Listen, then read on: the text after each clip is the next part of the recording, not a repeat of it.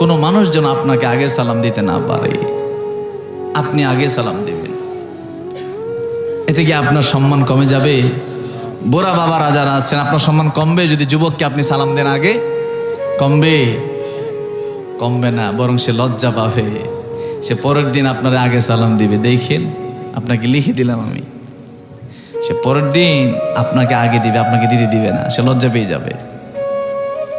আমাদের ঘরে বাবা কোনোদিন সন্তানকে সালাম দেয় না, সন্তান কোনোদিন বাবারে সালাম দেয় না, ঘরে ঢুকে বাহিরে যাচ্ছে মাকে দেয় না। এটা আমাদের দেশে আছে বাবা? নাই,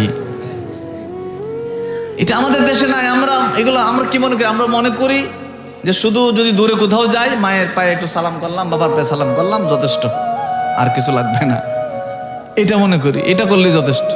না না, এরকম না। আপনি এটাও করে না। বাবার সাথে বাবাকে আঘাত পর্যন্ত করে, এরকম আছে না?